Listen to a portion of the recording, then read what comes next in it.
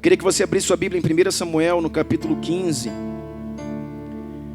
Em 1 Samuel, capítulo 15, você vai ver, irmãos, uma história. Você vai ver onde o Senhor, Ele fala para Saul, para que ele se levantasse e preparasse um exército, para que pudesse perseguir os amalequitas. Querido, pensa algo comigo.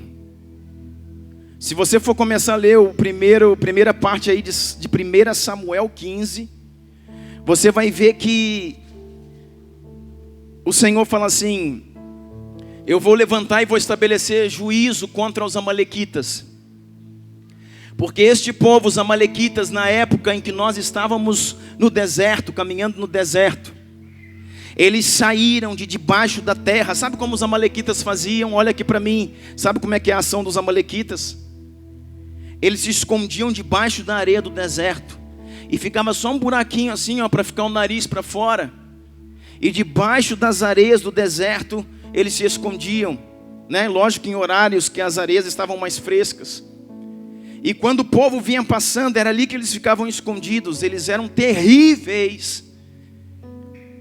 E quando Israel está passando pelo deserto, pensa em praticamente, né, mais de 3 milhões de pessoas caminhando no deserto, onde nós temos famílias, irmãos.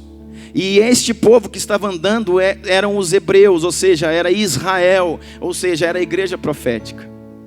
Então pensa a igreja caminhando com suas famílias, mulheres, crianças, os idosos. Pensa, irmãos, naqueles que estavam feridos, machucados, debilitados, no meio de 3 milhões de pessoas, que ele tem de tudo. Tem recém-nascido, tem criança de 2, de 3 anos, tem homens de 70, de 80, que estão extremamente debilitados, e eles passando por aquelas areias. Diz então, irmãos, que os amalequitas, eles saem de dentro das areias do deserto, com suas espadas, e começaram a atacar o povo de Israel. E sabe o que diz naquela passagem, se você for ler lá de Êxodo 17, se não me engano, que eles pegavam os que estavam ficando para trás. Diga assim: pegavam os cansados, os sobrecarregados, os desanimados, os oprimidos. Como você está, irmão? Ah, pastor, vem tanto tempo que eu penso, há tanto tempo reclamando, há tanto tempo sem saber. Irmão, se você está cansado, sobrecarregado, oprimido, se você, irmãos, está, sabe, num processo de arrasto espiritual, você é a presa fácil para os amalequitas. E a ação dos amalequitas é uma ação espiritual, querido. Os amalequitas representam um povo do deserto, os amalequitas representam, querido, o pecado. Você sabia que os amalequitas não representam Satanás? Os amalequitas representam o pecado. Isso é importante. Escreve. Os amalequitas não representam o diabo, os amalequitas representam o pecado. Sabe por quê, querido? Porque você vai ver agora, depois de anos que aconteceu essa guerra aí de Êxodo 17, o Senhor falando para Saul: levanta um exército em Israel. Agora pensa, está escrito no texto aí, um exército, irmãos, de mais de 200 mil homens. Irmão, não sei se você consegue contar isso, mas é gente demais, irmãos. É muito mais do que um Maracanã cheio. Irmãos, é muito mais do que um Araguari. Ou não tanto assim mais, né? Mas, não, irmão, calma. Mas 200 mil homens é gente que não acaba. E esse era o exército que Saul levantou. E o Senhor falou: vocês vão acabar com os amalequitas. É o juízo de Deus, irmãos. Por quê? E às vezes você pensa: mas tadinho dos amalequitas. Irmão, é o juízo de Deus contra o pecado. Deus, irmãos, não tolera o pecado. Deus, olha aqui para mim, irmãos, Deus não tolera o pecado. E ele diz para Saul: Saul, você vai juntar um exército de mais de 200 mil homens, e você vai destruir. Sabe qual a palavra que o Senhor usa? Você vai riscar o nome de Amaleque de debaixo do céu. Você vai tirar de Amaleque crianças, está escrito no texto: crianças, recém-nascidos, homens, velhos, idosos, doentes, todos, sem exceção. Eu quero que você tire também, é Deus falando. Eu quero que você tire também os animais, tire os bois, as ovelhas, pega tudo que é de Amaleque e acaba, dá um sumiço, destrói tudo que é de Amaleque. Sabe por quê, irmãos? Porque o pecado aborrece ao Senhor. E quem ia ter que fazer isso? Não era Deus que ia ter que fazer isso, irmãos, era Saul. Quem tinha que fazer isso, irmãos, era a igreja. Sabe, irmãos, isso é uma guerra dos homens. É lógico que todo mover é espiritual, mas é uma guerra dos homens. Por quê, irmãos? Porque o pecado, querido, quem vence sou eu, e o diabo quem vence é o Senhor. Quando eu me converti, quando eu me encontrei com Jesus, Ele mudou meu viver, eu entreguei minha vida para Ele, Ele me deu um presente. E sabe qual é o maior presente que Jesus me deu? Quando eu encontrei o Senhor, Deus me deu 2 presentes especiais. E não é uma casa nova, um carro novo, e não é, uma bênção, e não é ficar tranquilo e não ter mais luta, mais prova. Tudo isso é engano. As 2 principais coisas que o Senhor te deu o Senhor te deu salvação. O Senhor te deu acesso às moradas eternas, e o Senhor te deu de presente, irmãos, um capeta com um laço na cabeça. Que isso, pastor? Irmão, Deus te deu uma caixa grandona, igual uma geladeira. Tinha um laço bonito lá, e você falou: olha, o que será esse presente? Deus me deu um presente espiritual, que é a salvação, e me deu um presente material. Olha, será que é uma televisão de 120 polegadas? Que caixa que é essa? Quando você abriu, irmãos, era o capeta lá dentro com um laço na cabeça. Sabe o que o Senhor deu para você, irmãos? Um demônio vencido. O Senhor deu para você um demônio vencido. O Senhor falou: está vendo esse aí? Ele está debaixo dos meus pés, e consequentemente debaixo dos teus também. Sabe, quando eu quero saber o que é importante para Deus, quando eu quero saber o que é importante para a igreja, irmãos, para o nosso culto, para o funcionamento da igreja, eu preciso saber o que é importante para o Senhor. Aquilo que é importante para o Senhor também é importante para a igreja, ou deveria ser assim. Vamos lá, vamos pensar nessa manhã. Aquilo que as escrituras têm como relevante, aquilo que é importante para as escrituras, também deveria ser importante para a igreja. Mas nós entramos em níveis de distorção de prioridades e propósito. Por quê, pastor? Porque para a igreja, irmãos, o diabo é muito importante. O diabo é muito forte.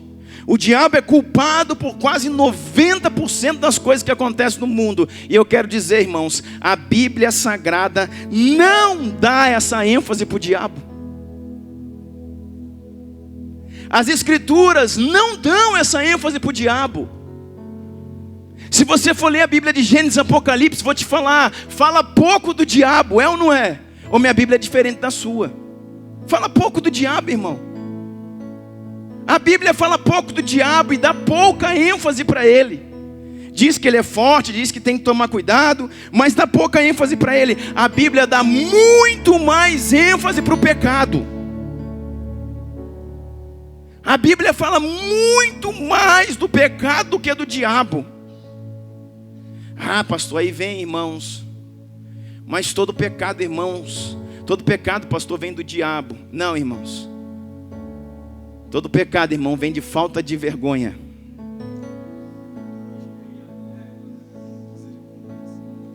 Todo pecado, irmãos, vem da concupiscência da carne, o desejo da carne, que a Bíblia fala que, sabe, nós somos seduzidos por isso.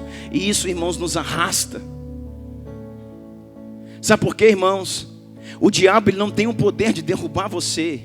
Você como filho de Deus, vem, Satanás veio e fez. Não, irmãos. O diabo, a única coisa que ele pode fazer para você é te dar uma ideia. Ei, olha só, quem sabe você fica com isso aqui. Aí você começa a pensar naquilo, dia e noite, noite e dia. Você começa a pensar naquilo. Sabe, o diabo chega, passa uma mulher lá que não é a sua, e Satanás fala: dá uma olhada nessa mulher aí, olha. Ela é bonita ou não é? Tá aí, ó, trabalha com você. E eu acho que ele é afim de você. Pronto, irmão, o diabo vai embora. Ele já fez o que tinha que fazer. Não, o diabo está me atentando. Não está. Quem está te atentando, irmãos, é você mesmo que está se atentando. É você que está se oprimindo. Não adianta orar, sai diabo, sai diabo. Você tem que falar, sai Douglas, sai Douglas, sai eu, sai de mim. Por isso que o título dessa palavra, irmãos, é livre de nós mesmos. Viu aí o DVD Livre de Nós Mesmos? Nós estamos falando de libertação daquilo que vem de nós mesmos.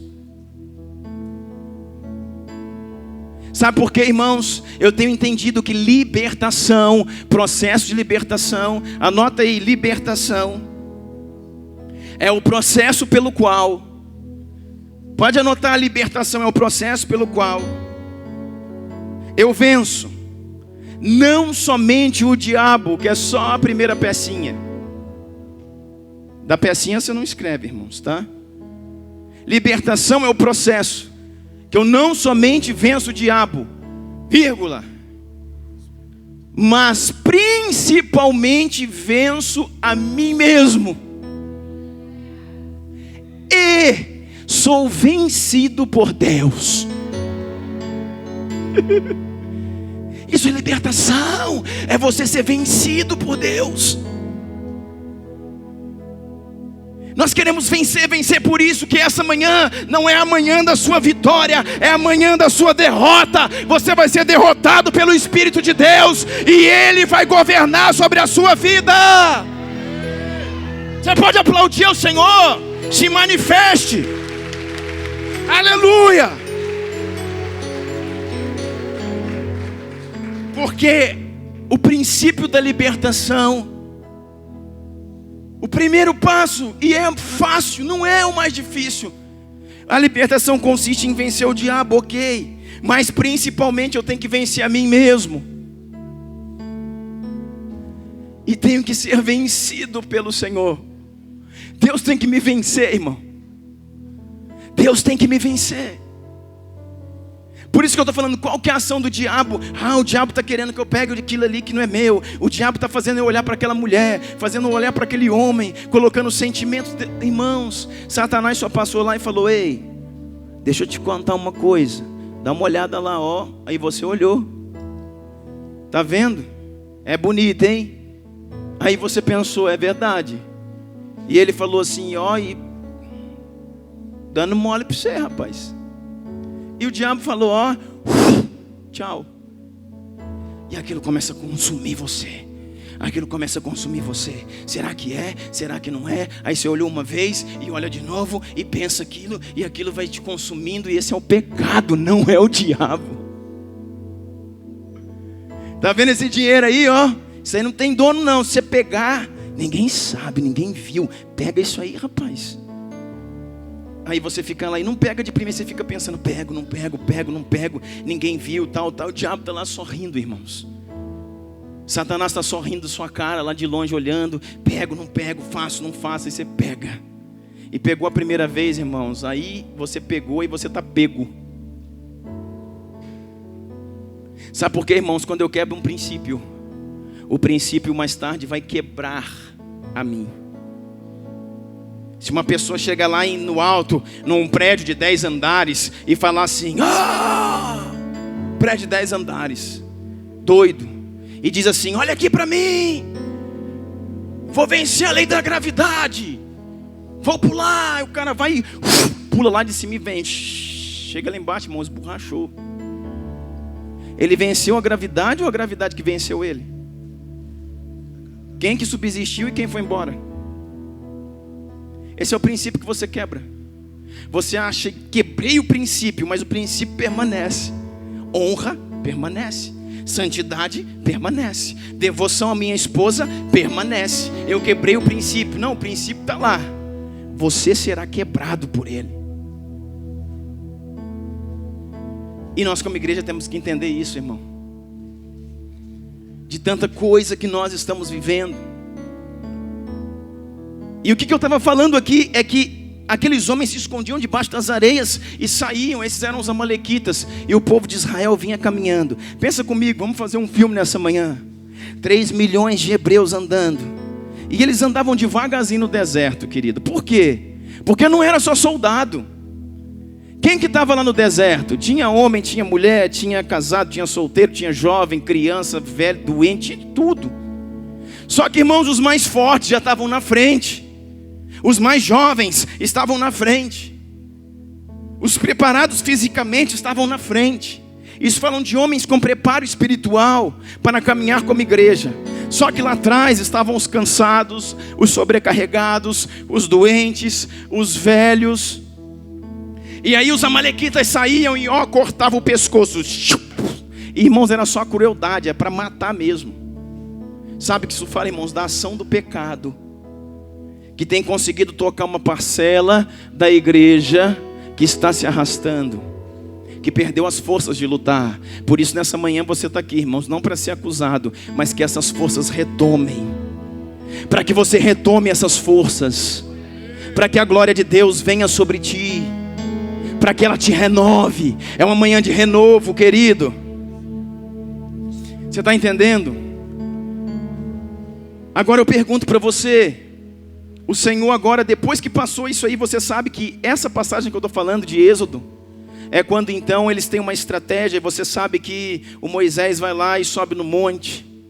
Aí com ele está, né, o seu irmão. E cada um pega no braço, um no braço, o outro no outro. Levantam os seus braços, ele fica intercedendo. Josué está guerreando lá embaixo. E você sabe que o desfecho dessa passagem, irmãos, Israel vence. Agora nós temos, depois de muito tempo, 1 Samuel 15, nós temos vendo a história de Saul aí. O Senhor fala, pega um exército. Irmãos, pensa nessa guerra, um exército de 200.000 homens. É gente que não acaba. E vocês vão fazer uma emboscada, e vocês vão fazer um mapeamento. Irmãos, vai ler o texto. E mais do que o texto, a gente leu alguma coisa na história desse acontecimento. Eles mapearam toda aquela região. E eles cercaram e colocaram espias em toda a região. E no meio do povo eles conseguiram rastrear quem era e quem não era amalequita. Tinha gente no meio do povo que não era queneu, que estava no meio do povo. Eles liberaram os queneus, mas foram juntando os amalequitas. 200.000 homens de guerra. Porque o Senhor tinha falado, eu quero que vocês risquem que esse povo, que essa geração, eles têm que desaparecer da terra. Você está entendendo isso? Que o desejo do coração do Senhor é desaparecer com o pecado da terra, irmãos. Que é aquilo que para, que freia, que contamina a igreja. Aí o que aconteceu? Eles vieram, guerrearam. E 1 Samuel 15:8 diz assim. 1 Samuel 15:8. Capturou vivo Agag, rei dos amalequitas, e exterminou o seu povo. Mas Saul e o exército pouparam a Agag e o melhor das ovelhas e dos bois. Olha o que diz o verso 9. Saul e os exércitos pouparam a Agag e o melhor das ovelhas e dos bois, os bezerros gordos e os cordeiros. Pouparam tudo que era bom, mas tudo que era desprezível e inútil destruíram por completo. Então o Senhor falou a Samuel: arrependo-me de ter posto Saul como rei, pois ele me abandonou e não seguia as minhas instruções. Samuel ficou irado e clamou ao Senhor toda aquela noite. Olha o profeta, irado.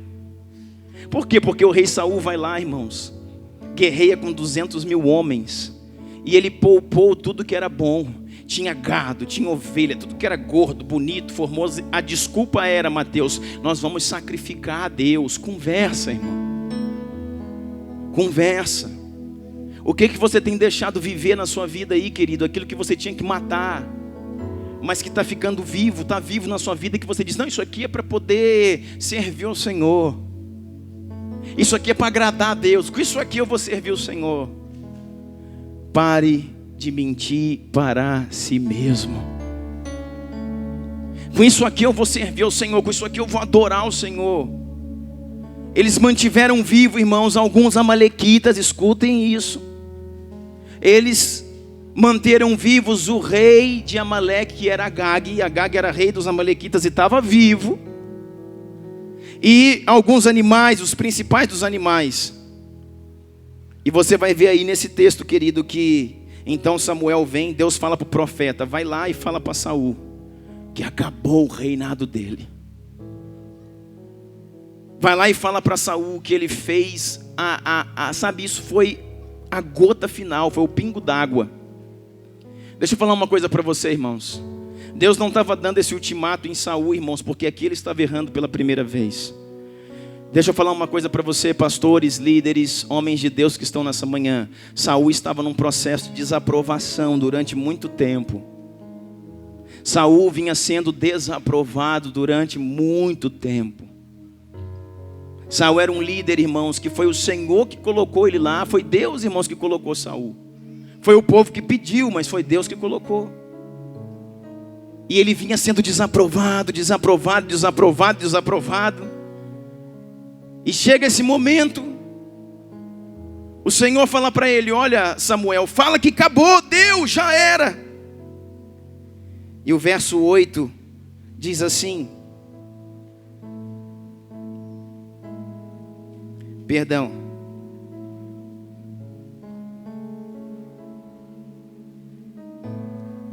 Verso 12.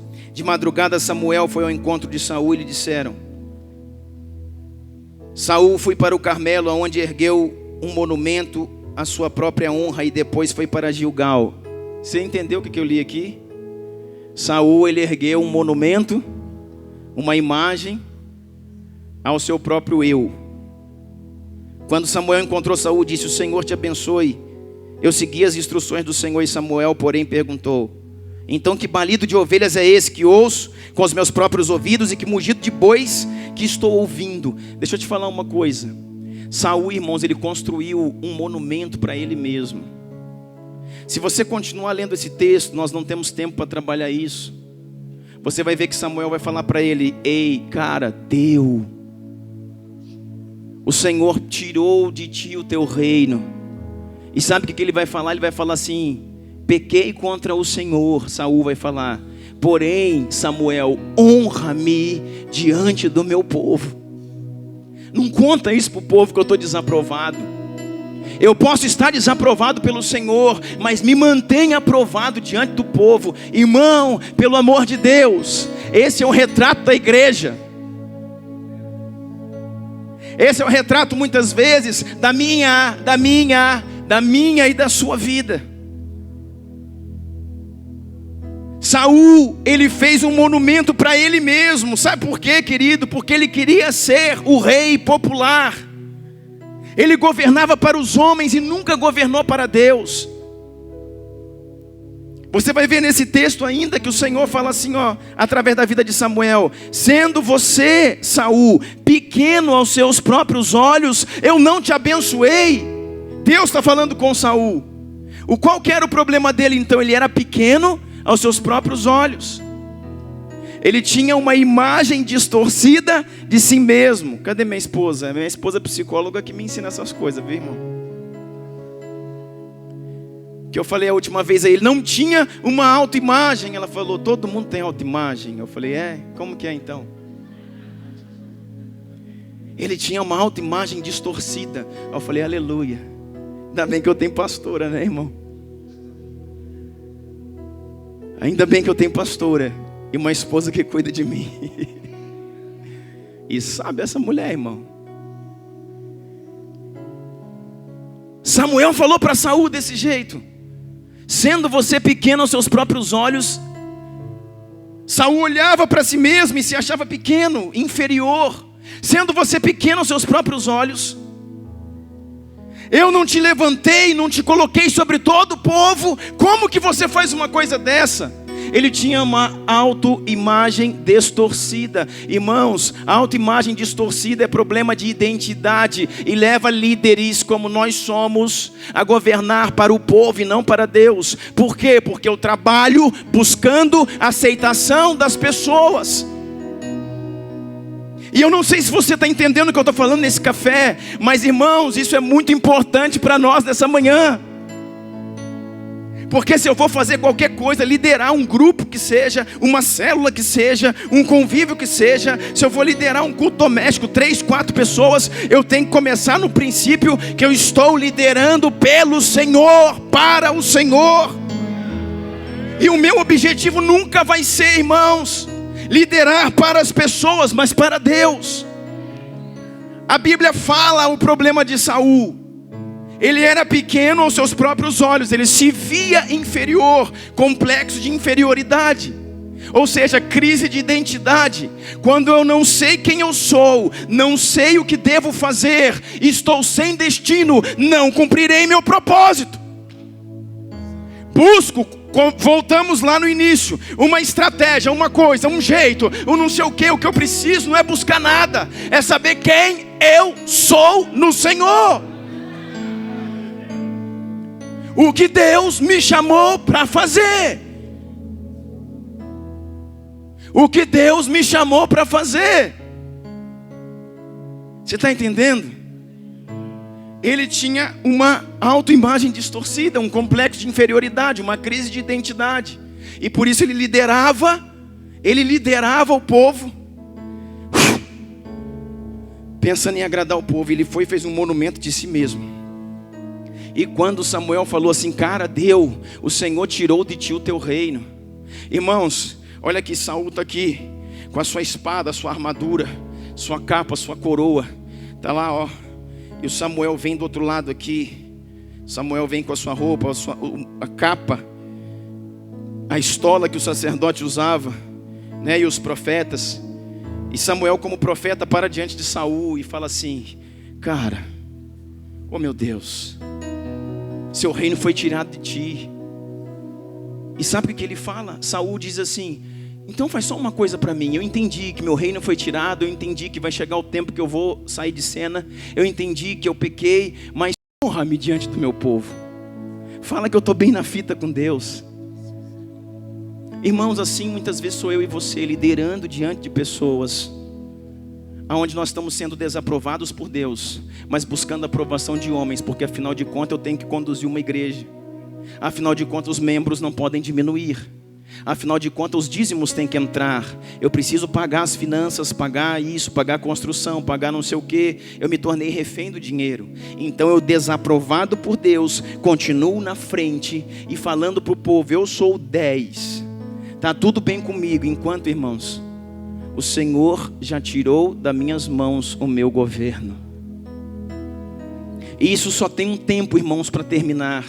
Porque quando Samuel faz isso aqui, ó, quando Samuel dá aqui o giro de 180 graus, para poder sair de diante de Saul, o Saul estende a mão assim, ó, e pega na capa, no manto de Samuel, e Samuel continua andando e é rasgado aquele manto. Sabe o que é isso, irmãos? Ele rasgou, ele destruiu a cobertura profética que estava sobre ele.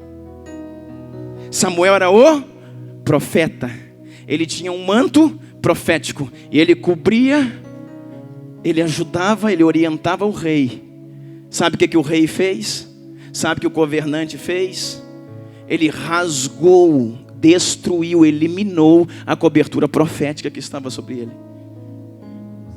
Como é a sua conexão, irmãos, com a cobertura profética sobre a sua vida?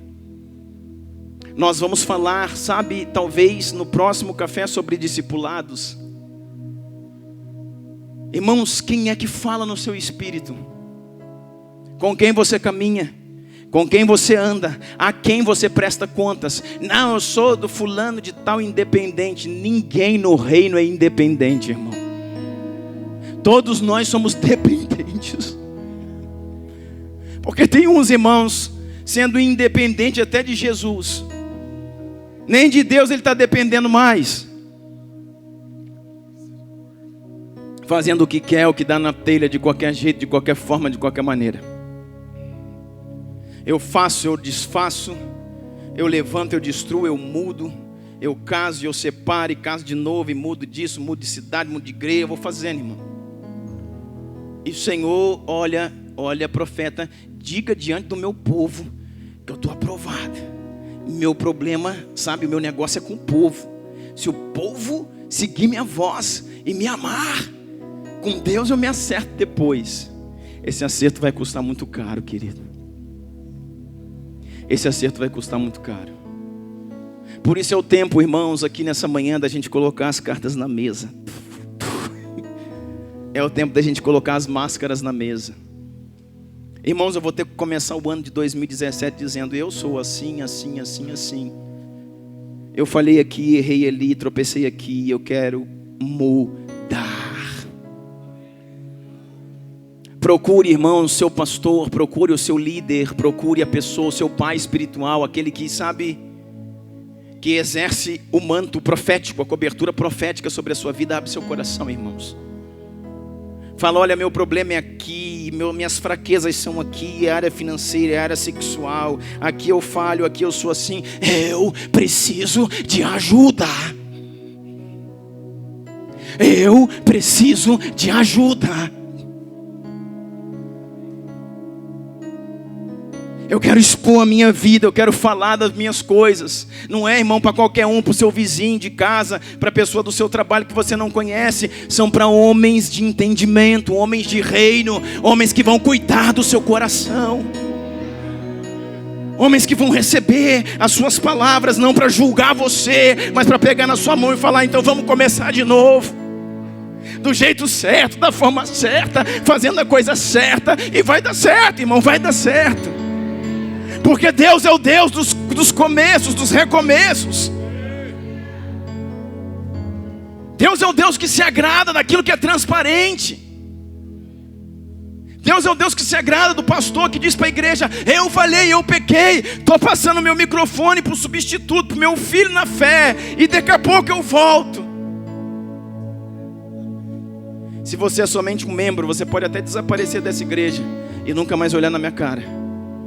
Mas se você é filho, irmãos, filhos não abandonam os pais. Filhos não deixam de ser filhos. Mas todo pai maduro, irmãos, sabe assumir diante dos filhos aquilo que precisa ser assumido. Sabe por quê, irmãos? Porque disso depende o futuro dos seus filhos. Disso depende, irmãos, o futuro dos seus filhos, tanto biológicos quanto filhos espirituais. De você abrir para eles. Filhos, nós erramos assim. Filhos, chega para o seu filho adolescente e diz assim: filho, eu errei assim, meu passado foi assim, meu namoro foi assim, minha vida foi assim, tudo, e até aqui, não tome isso como exemplo. Filho, nós nos arrependemos, nos reposicionamos, somos de Deus, e que você fique com exemplo daqui para frente. Sabe o que isso chama, irmão? Remir a terra. Remir a terra. Transparência, abertura, proteção às gerações que estão vindo. É isso que esse Saul está fazendo. Então peraí, vamos lá, vamos voltar aqui, dar uma volta na fita aí. O que Saul tinha que fazer? Riscar o nome de Amaleque, a geração, toda uma nação, toda uma descendência, todo um povo. O Senhor queria exterminar esse povo da terra. E ele representa o pecado. E sabe o que o Senhor falou? Faça isso. Diga assim: o que ele tinha que matar, mais alto que ele tinha que matar, ele deixou viver. Agora eu vou te mostrar uma coisa. Saul,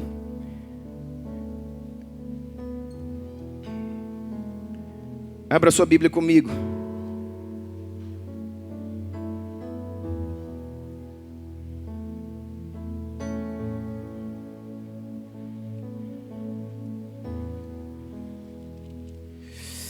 Aleluia, Jesus, louvamos o teu nome. Abre sua Bíblia comigo, deixa eu ver se é 2 Samuel. 2 Samuel capítulo 1.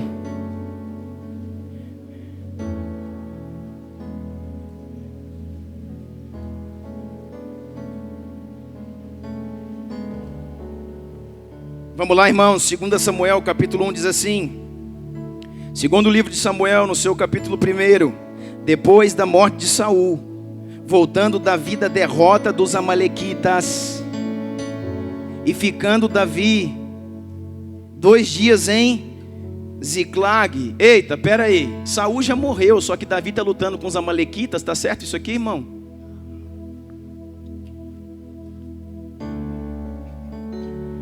Tá certo isso aqui?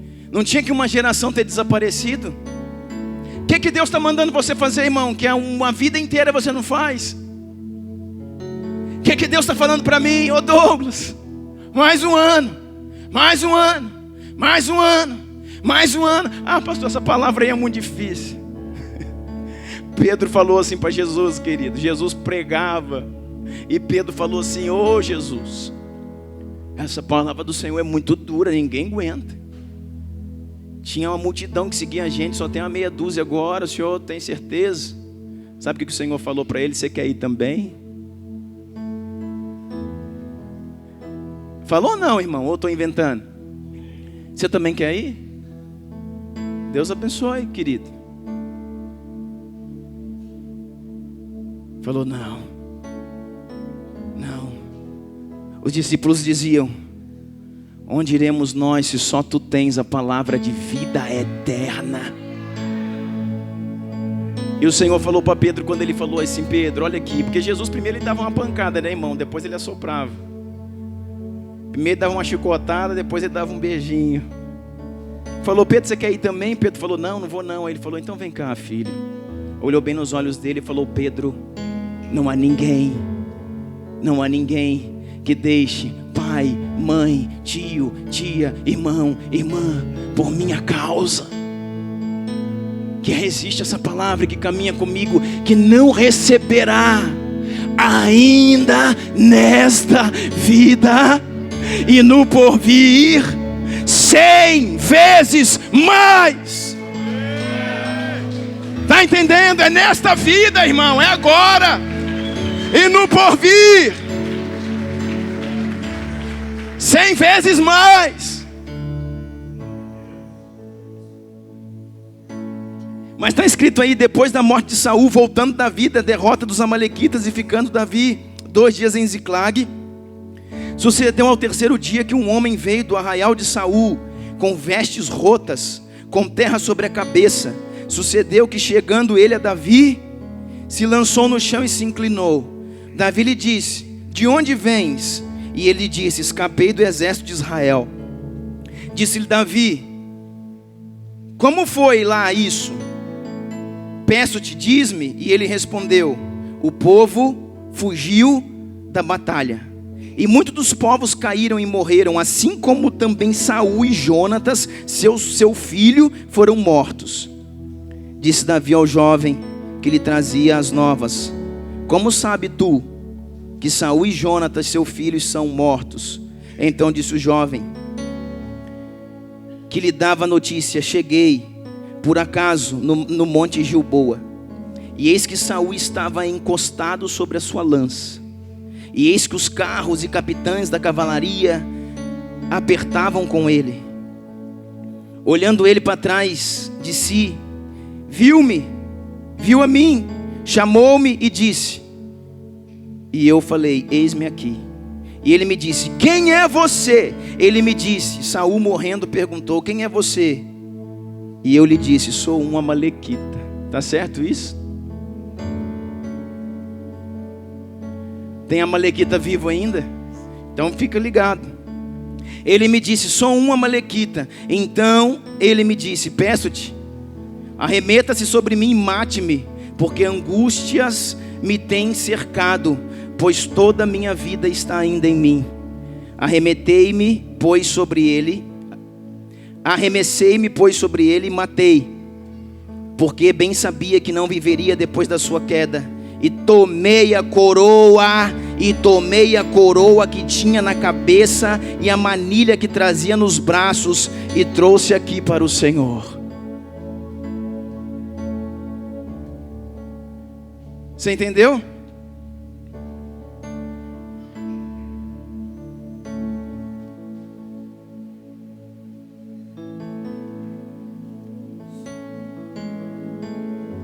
O que Deus pediu para Saul, irmãos: risque o nome de Amaleque debaixo do céu. O que Saul fez? Deixou os amalequitas vivos. Sabe o que a Bíblia fala, querido? O que o Senhor fale? Cuide, para que ninguém roube a sua coroa. O que um amalequita faz? Na guerra Saul já está ferido, machucado. Tem outro texto que diz que ele se joga sobre a sua própria espada. Isso deve estar acontecendo depois disso. Ele está ferido lá sobre a espada ou sobre a lança, mas ainda está vivo. E uma amalequita chega na espreita e vê ele agonizando. O amalequita está vendo o pecado, está vendo a igreja agonizar, definhar, porque ela está morrendo. E o amalequita, o pecado, olha para ele e diz: e aí, o que acontece? E o rei fala assim: quem é você? Eu sou um amalequita. E Saul faz assim, ó. E Saul fala: não tem outro jeito. Já estou no fim da vida. Não tem como eu escapar da situação em que eu cheguei. Por favor, acaba o serviço, mata-me. E esse homem pegou a espada ou a lança e matou a Saul, que caiu e fechou os olhos. Então o amalequita vai lá, toma a sua coroa de rei, a coroa do rei de Israel, a coroa do povo de Deus, está na mão do amalequita, está na mão do pecado. E ele tira dos seus braços os braceletes de ouro que só os reis usavam, e pega os braceletes e a coroa e vai levando, fugindo com aquilo até encontrar Davi. Sabe o que isso quer dizer, irmão? Por favor, coloque sua cabeça em pensamento, que aquilo que Deus mandou você matar, e você não matou, e permaneceu vivo, isso matará você e roubará a sua coroa. Roubará a sua coroa. E agora, querido? Cuide, a Bíblia diz, para que ninguém roube a sua coroa. O que nós estamos fazendo, irmão? Como é que nós vamos caminhar? Eu quero que você, debaixo desse entendimento e daquilo que nós estamos gerando aqui nessa manhã, abra sua Bíblia, por favor.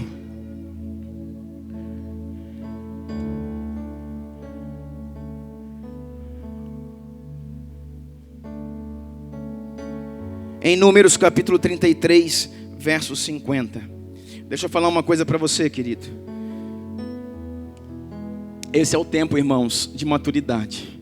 Esse início de ano nós começamos edificando muito forte isso. Como eu falei para você, o obreiro aprovado foi um divisor de águas para nós aqui nesse ano de 2017. Deixa eu falar para você uma coisa. Esse é o ano, irmãos, de crescer para dentro, mais do que de crescer para fora. Quando eu falei, esse é o ano da edificação, aí uns querem edificar, fazer, construir, irmãos, você vai precisar crescer mais para dentro do que para fora. Você já viu, já pensou, já tentou imaginar que toda árvore gigante, imensa, uma árvore que tem uma grande copa, você já pensou o tanto de raiz que tem para baixo daquilo lá? Sabe por quê, irmãos? Porque quanto maior é a copa, maiores são as raízes. Por quê, pastor? Porque senão, irmãos, o primeiro vento derruba. Quanto maior você pensar, quanto maior você sonhar, quanto maior são as suas intenções de crescer para fora, quanto maior são as suas intenções de fazer algo para o Senhor, na sua cidade, no seu bairro, na sua denominação, quanto maior for as suas intenções de servir, quanto maior for as suas intenções de edificar alguma coisa para Deus, de fazer algo na sua geração, no seu tempo, na sua família, na sua igreja, lá na sua cidade, quanto maior são as suas intenções, maior tem que ser as suas raízes. Ou seja, você tem que crescer mais para dentro do que para fora. Ou seja, o seu altar secreto de intimidade, as pedras tiradas de dentro do Jordão, que quando o Jordão fechava, as pedras estavam lá embaixo, as águas fluíam por cima das pedras, mas quando A igreja foi passar no meio do Jordão, o Jordão se abriu, e o Senhor falou: pegue as pedras ocultas agora e coloquem para fora, e façam dessas pedras um altar, para quem olhar o altar possa ver. O Senhor milagrosamente abriu o Jordão, e todo o povo passou a pés enxutos por ele. Quer dizer, irmãos, que todo altar secreto, aquilo que você gera na sua casa, no seu quarto, na sua intimidade, o altar secreto tem que ser maior do que o altar público. Porque isso vai ter que andar em proporcionalidade. Tem muita gente, irmãos, com um altar público imenso, mas não tem altar secreto. Sabe o que vai acontecer, irmãos? Não vai subsistir. Deus só pode fazer, querido, através de mim. Só pode usar minha vida e fazer através de mim o que antes Ele fazer ou fizer em mim, dentro de mim. O que antes Deus edificar dentro da minha vida. E olha aqui, nós vimos Saul, agora vamos olhar esse homem aqui tremendo. Número 33:50 diz assim: disse o Senhor a Moisés nas campinas de Moabe, junto do Jordão, na altura de Jericó: fala aos filhos de Israel e diz-lhe: quando houverdes passado o Jordão na terra de Canaã, desapossarei de diante de vós todos os moradores da terra. Destruirei todas as pedras com figura e também todas as suas imagens fundidas, e deitarei abaixo todos os seus ídolos. Ó Deus falando de novo agora, irmão. Ó Deus falando de novo. Lá o Senhor falou com Saul, aqui Deus está falando com Moisés. Diga ao povo quando entrarem que eles destruam tudo. Olha o verso 53, Números 33:53. Tomarei a terra em possessão e nela habitarei, porque esta terra eu vou-la dei para possuirdes. Meu Deus. Agora olha aqui, irmãos. Número 33. Grifa aí na sua Bíblia, 55. Diz assim: porém, se não desapossardes de diante de vós os moradores da terra, então os que deixarem ficar ser-vos-ão como espinhos ou farpas nos vossos olhos, e como aguilhões ou espeto nas vossas costas, e vos perturbarão na terra em que habitardes. Aqui, irmãos, nesse mover aqui nós vamos caminhar para o final. O Senhor falou: eu estou te dando uma nova terra. Olha aqui para mim, irmão, não distrai. Eu estou te dando uma nova terra. Sabe o que é isso? Eu estou te dando uma nova vida. Eu estou te dando um novo começo. Aqui, irmãos, fala de uma transição. De homens saindo de uma geração de deserto, de escassez, de fome, de perseguição, de opressão. E uma geração agora cruzando o Jordão para entrar na terra que mana leite e mel. Para entrar na Canaã. Um novo ciclo, um novo momento de vida, um novo tempo. O Senhor falou: só que só tem uma coisa: vocês vão entrar e limpem a terra que eu estou vos dando de todos aqueles povos que estão lá. Tira tudo de lá. E o verso 55 diz: porém, se alguém permanecer, se os inimigos, se alguém permanecer, aquilo que tinha que ser morto e permaneceu, aquilo que tinha que ser removido e ficou, será para você farpa nos seus olhos. Você já viu um cisco no olho, querido? Uma pedrinha, dói, arranha, incomoda. Pensa uma farpa no olho. E serão como um espeto, serão como um aguilhão, um espeto nas suas costas. Em algumas versões diz lombos, bem aqui assim, ó. Em algumas versões diz virilhas. Irmão, pega um espeto de churrasco, daquele espeto único, que só tem uma haste. Aquele que é chatinho assim, fininho, parece uma espada. Enfia ele na virilha de alguém, irmão. Deixa só o cabo para fora. E põe essa pessoa para caminhar. Aí para ajudar ela, esse mesmo homem, você joga uma farpinha no olho. E você fala: agora vive. Assim, irmãos, somos nós vivendo com o pecado. Captou? Assim somos nós vivendo com o pecado. Ó, manco espiritual. Ó, aquelas pequenas coisas que você diz: não, isso não tem problema, isso aqui não tem problema. Irmãos, por favor, deixa eu ou qualquer homem ser canal de Deus na sua vida. Senta comigo, por favor, uma tarde. Eu quero mostrar para você o que tem problema. Por favor. Sente com seu pastor e peça ajuda. Sente com a pessoa que é voz na sua vida, irmãos. Deixa nós sentarmos com você e dentro das escrituras mostrar para você, não é o que você acha ou o que você pensa, é o que está escrito. Ó, e você diz para esse homem: olha lá, o mover de Deus, olha o que Deus está fazendo. Não está vendo nada porque os olhos estão cheios de farpas.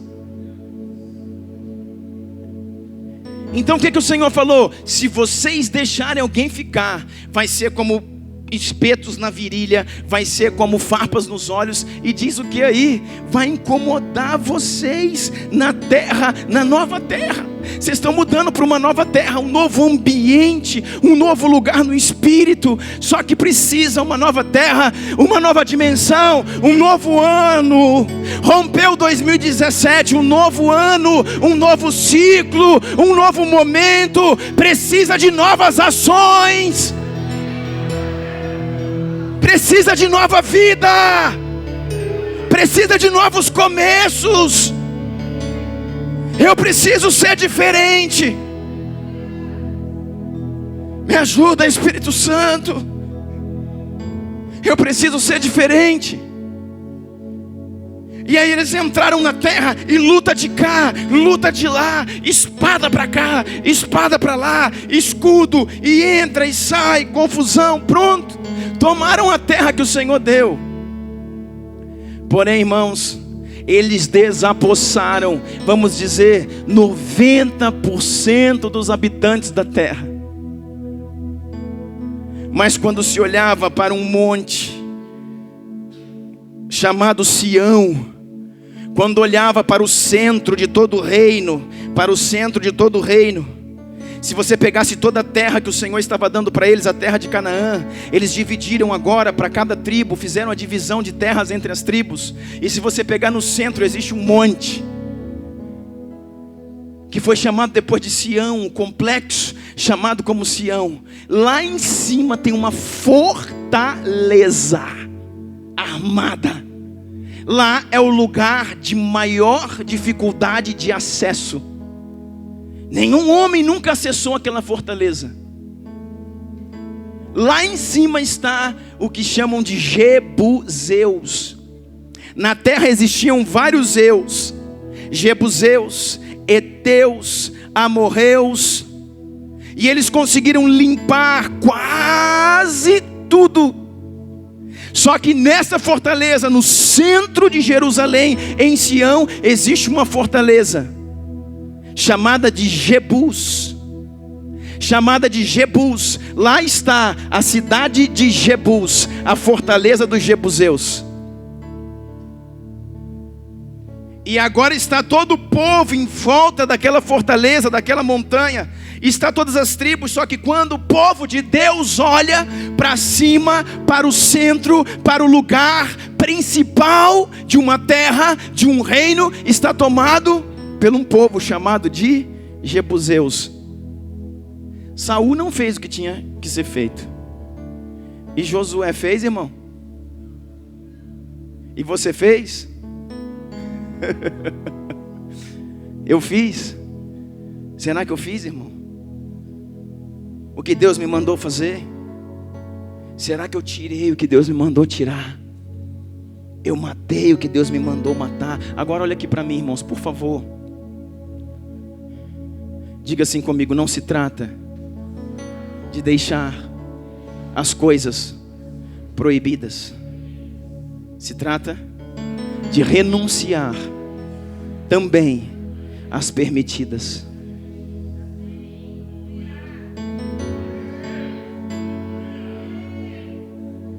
Muitas coisas permitidas são jebuseus na nossa vida.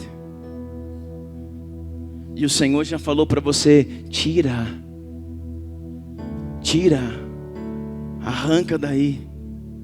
Olha o que diz, irmãos, o texto em Josué 16, em Josué 15, 63.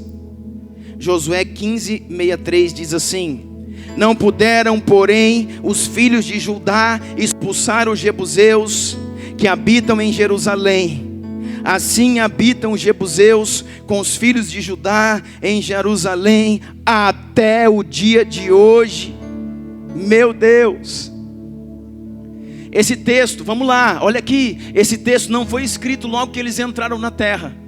Esse texto foi escrito muito tempo antes, no final da vida de Josué.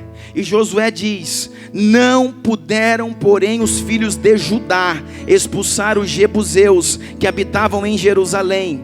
Assim, ó o perigo, os jebuseus habitam com os filhos de Judá em Jerusalém até hoje. Você entendeu? Até hoje. O que é isso? O que habita junto até hoje, irmãos? Eles ficaram amigos. Eles estão habitando junto. Eu fui cavucar. Sabe quanto tempo tem isso, querido? Olha para mim. 400 anos. Depois de 400 anos na terra, da entrada do povo, depois de 400 anos que Moisés tinha dado essa ordem, que o Senhor havia dito a ele, que Josué entrou 400 anos depois. 90% dos povos foram removidos, porém existe um remanescente. Na fortaleza existe os jebuseus. O que os jebuseus seriam? O que Deus falou lá no início, irmãos? Se ficar alguém, serão para vocês farpa nos olhos, espetos nas virilhas, e incomodarão vocês. O que nós entendemos? Que Jerusalém, a capital do reino, está tomada. Olha aqui para mim, irmãos, isso aqui é muito importante. Vamos falar um pouquinho de profético. Por que Jerusalém era tão importante, irmãos? E por que alguém precisava entender isso? Alguém. Porque Jerusalém está sendo falado, irmãos, desde Gênesis. Desde Gênesis 17. Jerusalém está falando desde o momento. Gênesis 14. Desde que se fala de Melquisedeque. Melquisedeque, Melk, quer dizer rei. Tsedeque quer dizer justiça. Melquisedeque quer dizer rei de justiça. E a Bíblia fala que ele era rei de justiça. Ele era rei de Salém. Salém quer dizer paz. Ele era rei de Salém. Ele era rei da cidade da paz. Ele era o rei de Jerusalém. Sabe qual é o território que este homem que se manifesta no livro de Gênesis, Melquisedeque, sabe de onde que ele é rei? De Jerusalém. E desse sacerdócio de Melquisedeque vem o sacerdócio de Cristo, e consequentemente o meu e o seu sacerdócio. Por quê? Porque Jesus é sacerdote eterno, segundo a ordem de Melquisedeque. E eu sou sacerdote segundo a ordem do Cordeiro. Quer dizer que esse sacerdócio de Melquisedeque é o meu sacerdócio. Essa é a minha história que está contando na palavra. Jerusalém era uma cidade que agora habitada pelo pecado, pelos jebuseus, mas que muito antes existia um rei de justiça e de paz, e o seu nome era Melquisedeque. Você está entendendo isso? Sabe por que Jerusalém era tão importante, irmãos? Porque quem tinha entendimento sabia profeticamente o que ia acontecer. Aonde Isaac seria levado por Abraão para ser imolado. Diga, no Moriá. Esse Moriá, ele está dentro do território de Sião. É o monte aonde ele seria, aonde Abraão levou Isaac para ser sacrificado. E na hora que ele pegou o cutelo e ia imolar o seu filho, o Senhor grita: não, para! E ele para. Quando ele para, ele vê um cabrito preso pelos chifres e gritando. Ele está ali fazendo barulho, berrando. E o cordeiro entra. Você sabe que isso é a substituição. É Jesus, é Deus entregando o filho dele no lugar do filho de Abraão. Aquele cordeiro é o cordeiro de Deus que tira o pecado do mundo. É essa que é a figura do Cristo, é a figura do leão da tribo de Judá, é a figura de Yeshua. E qual é a substituição? Deus falando: o cordeiro está aqui, o cordeiro é o meu filho, eu dou o meu filho e você poupa o seu, Abraão. Sabe onde isso acontece? No Moriá, ou na eira de Ornã, o Jebuseu, que é a mesma coisa. Por que é a eira de Ornã, o Jebuseu? Porque quem habitava naquele tempo lá eram os Jebuseus. Por isso que um Jebuseu tinha uma eira lá. E quando chega depois, você está entendendo? Deixa eu falar uma coisa para você, irmão. Isso é entender de coisas proféticas. E nós fomos chamados para ter entendimento sobre isso. Sabe por que Jerusalém era importante? Porque não existia nenhum lugar no reino, irmãos, tão estrategicamente, militarmente fortificada para ser a capital, o centro de proteção. Por isso Jerusalém era importante. Só que deixa eu te falar, eles habitavam em Jerusalém, quem? Os Jebuseus. E eles estavam, olha aqui, eles viviam, diz aqui o texto que a gente leu de Josué, eles viviam pacificamente com os judeus até o tempo de hoje. Agora vamos lá, estamos caminhando. O que é viver pacificamente, irmãos? Aceitar. Eles fizeram um tratado de paz, falando com os Jebuseus: a gente não te incomoda mais, porque tentamos entrar na tua fortaleza, tentamos remover vocês aí dessa terra, dessa fortaleza, e nunca conseguimos. Então nós vamos parar de tentar, nós não perturbamos vocês, e vocês também não nos perturbam. Fizeram um tratado de paz. Você está entendendo isso? Sabe o que significa, irmãos? O pecado convivendo com a igreja de uma forma pacífica.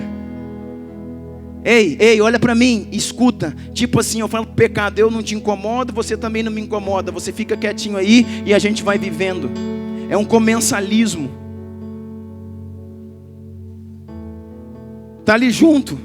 Sabe por quê, irmãos? Porque muitos de nós, talvez quase todos, têm ainda hoje um pecado de estimação. Ele convive comigo e eu convivo com ele, nós vamos levando. É como, irmãos, um cachorro de estimação. O que é o cachorro de estimação? Olha aqui, olha aqui. Não distrai não. O que é o cachorro de estimação? Quando chegou na casa, falou: seu lugar é aqui, você tem sua casinha ali, você tem seu potinho aqui, está tudo certo. Mas como ele virou de estimação, irmãos, agora ele entra dentro da casa. Ele já entra dentro da casa, está tudo bem, mas não era para entrar, mas agora ele entra. Tem uns, irmãos, que dormem na cama do dono. Tem uns que comem no prato do dono. Não estou exagerando não. Tem uns que comem no prato do dono. E eu não estou falando aqui, meu trabalho aqui não é falar de quem tem cachorro e quem faz isso ou aquilo. Eu só estou fazendo uma parábola. Assim é o pecado de estimação. Ele, quando apareceu na sua vida, você falou: olha, você fica meio daí, eu fico meio daqui, mas nós vamos vindo tal. Mas ele veio entrando, irmão. Ele veio vindo. E ele entrou dentro de casa. E ele deitou na sua cama. E ele come com você na mesa, no seu prato. E você vai vivendo com ele. Assim eram os Jebuseus. 400 anos. Um povo iníquo. Um povo, irmãos, que Deus mandou exterminar, matar, destruir, remover. Vivia agora de mãos dadas com o povo hebreu, com Israel, que é a igreja. Profeticamente, já que a gente entrou num profético, nem queria entrar em alguns lugares, mas profeticamente, irmãos, é uma igreja que se move de mãos dadas com o pecado. Líderes queridos que depois que saem do altar, irmãos, vão fazer coisas que só Deus acredita.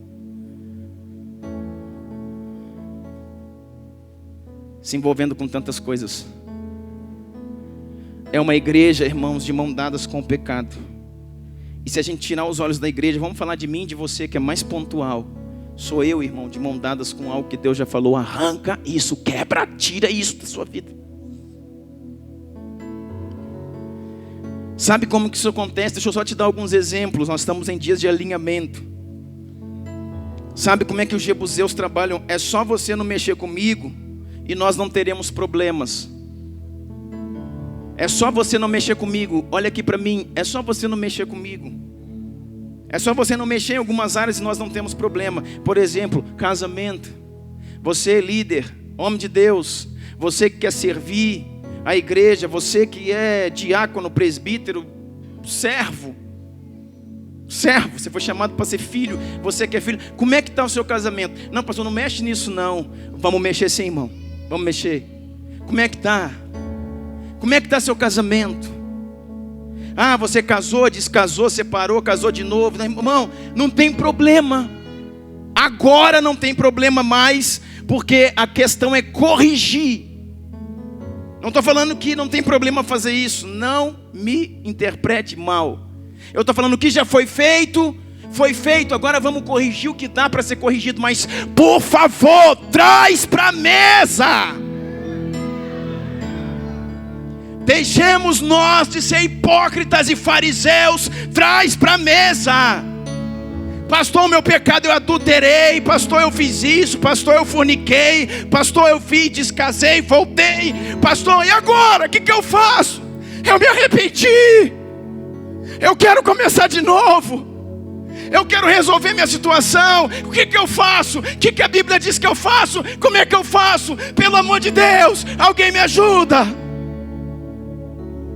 É isso que nós precisamos, irmãos. Traz para a mesa, põe na mesa. Põe na mesa, irmão, vamos ver como é que se faz. Mas não, casamento não. A forma como se cria seus filhos. Como é que estão seus filhos? Filho dos sacerdotes, dos líderes, dos pastores, dos servos. O que seu filho anda fazendo? Não, pastor, peraí, né? Aqui não confunde as coisas não. Confunde sim, irmãos. Confunde sim. Nós estamos tudo no mesmo barco.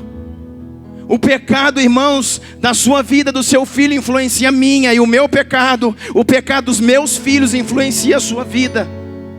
Porque um corpo, irmãos, um apêndice, uma vírgulazinha no final do intestino grosso, que está lá, um apêndice mata uma pessoa.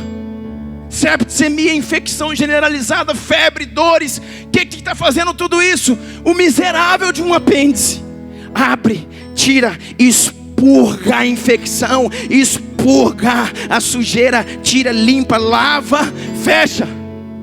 Está vivo de novo. Está vivo de novo. Sadio. Você está entendendo, irmãos? Em nome de Jesus, feche seus olhos, Pai, no nome de Jesus. Não deixe, Pai, que nada roube essa palavra, Pai.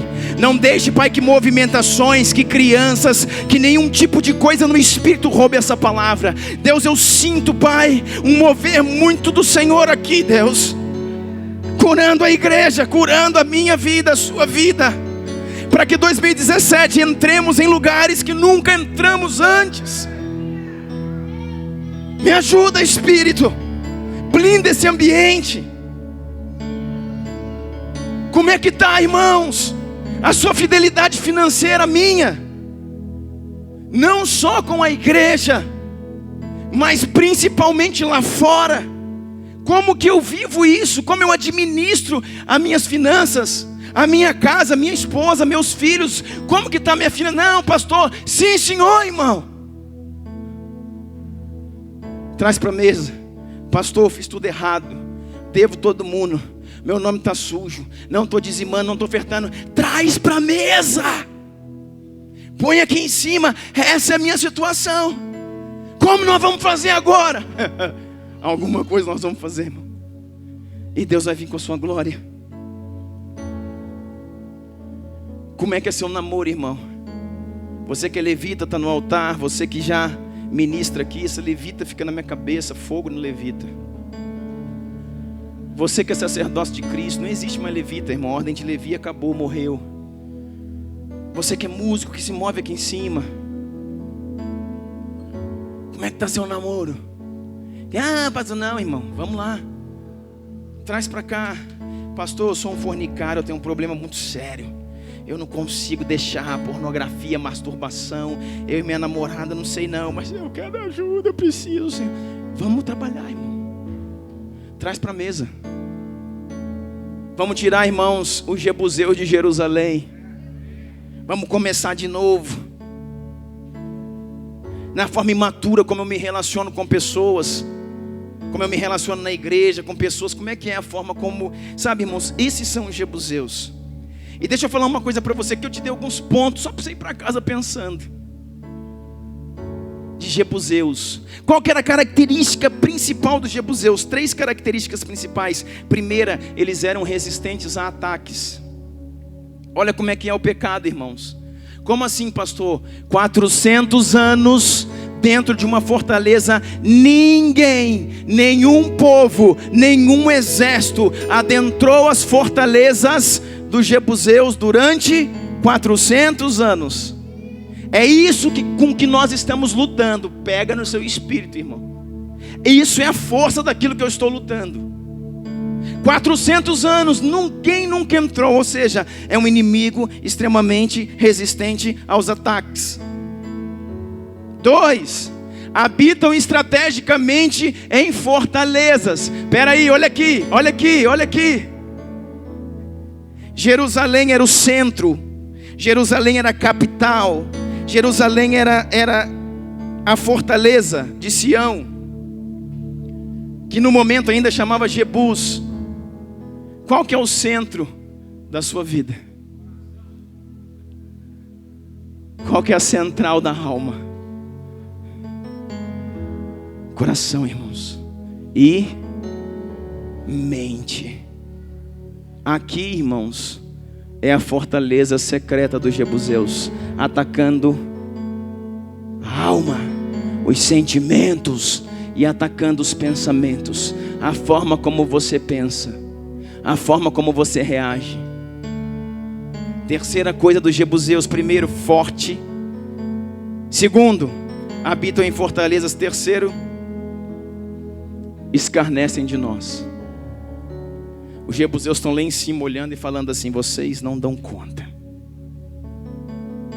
Ei, irmãos, nós estamos caminhando para terminar e eu preciso que você fique com isso no seu espírito. Quando Davi, irmãos, ele assume o reino de Israel e ele vai contra essa fortaleza. Sabe o que os jebuseus falaram? Disseram assim: Davi vai vir aqui, tadinho. Davi, ele pode derrubar o urso, pode derrubar gigante, pode derrubar quem ele quiser. Ele não nos conhece. Nós somos um reino há 400 anos, intransponível. Avisa para Davi o seguinte: nós vamos botar o nosso exército para poder manter ele fora, longe de nós. Sabe qual é o exército que nós vamos colocar para manter eles? Os mancos, os coxos, os doentes. Esses vão resistir a Davi. Tem base, irmão? O escárnio do pecado. Não, Davi não está entendendo. O problema não é exército. O problema não é se ele vai vir com 200 mil, com 300 mil, com 500 mil.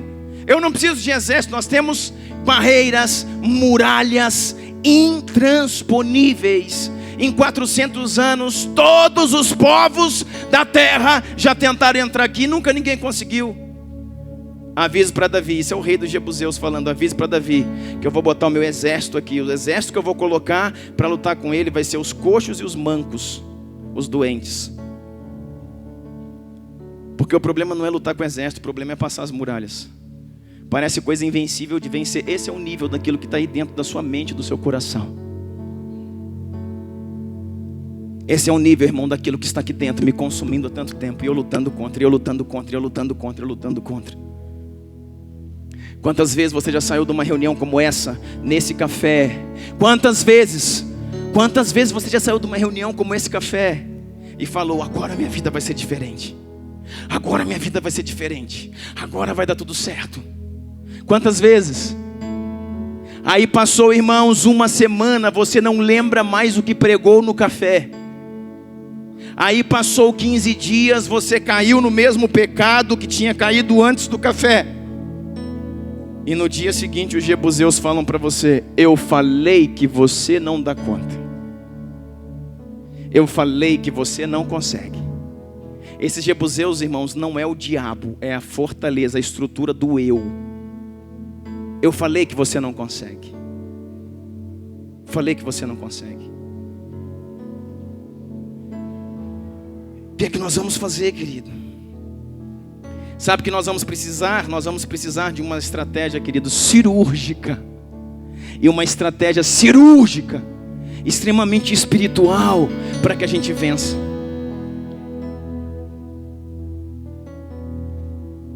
E é nesse contexto, irmãos, que Deus levanta os homens de propósito. É aqui que você entra. É num contexto como esse, irmãos, que Deus levanta um Davi. Que Deus escolhe alguém que está disponível, pronto a fazer diferença.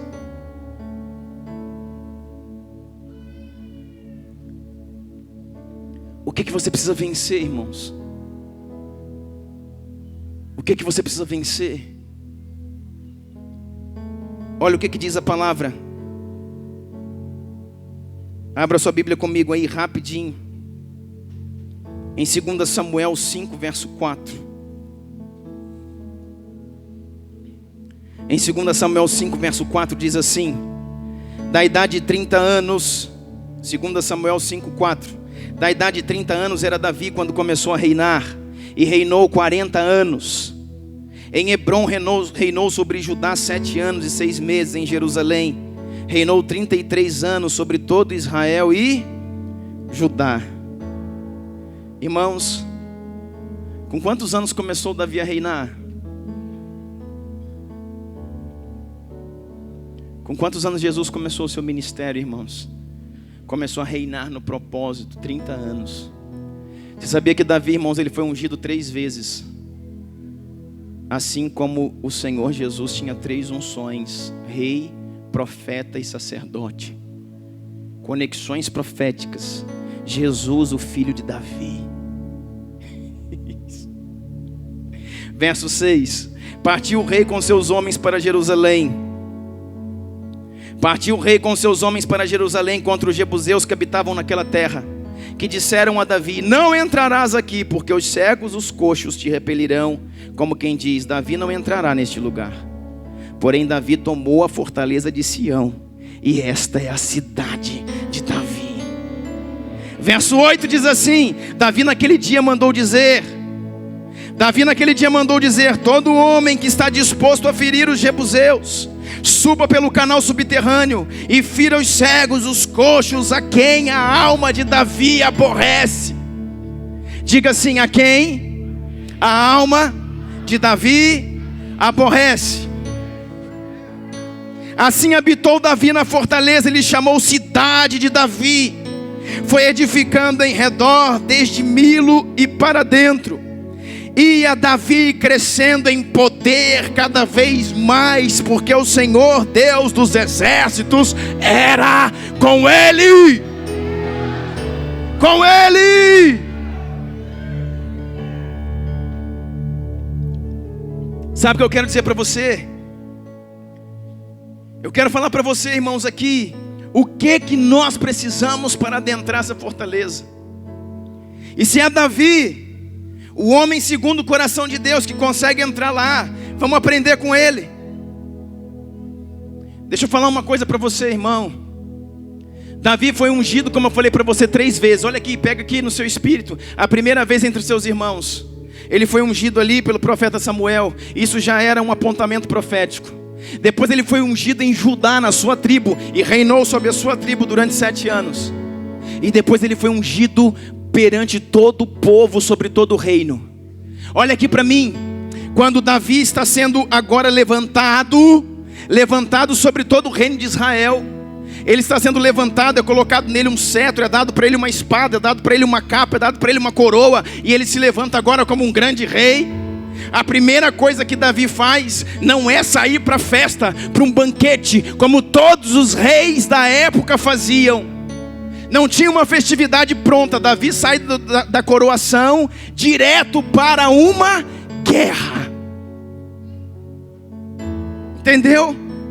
Diga comigo, não se distraia. Não se distraia. Davi sai direto da coroação, não para um banquete, mas para uma guerra. Davi vai fazer aquilo agora que já estava no seu coração, armado, premeditado, organizado. Sabe por quê? Porque a primeira coisa para nós, querido, tirarmos os jebuseus de Jerusalém e fazer algo para Deus, irmãos, é sonhar os sonhos de Deus. Eu vou falar desses pontos aqui, irmãos, escuta isso. Domingo passado o pastor Lucas ministrou uma palavra aqui, irmãos, de quem é os sonhos. Muito forte, muito pontual. Sabe de uma coisa, irmãos? Nós precisamos sonhar os sonhos de Deus. Não é sonhar os nossos sonhos. O que eu e você vamos trazer para dentro? Líderes, diáconos, presbíteros, músicos. Eu quero gravar a minha música, o meu CD. Não tem problema nenhum com CD. Mas as músicas que você grava, querido, são as músicas que você fez, as músicas que vão vender, as músicas que falam de algo do momento, ou são as músicas que o Pai gerou no seu espírito?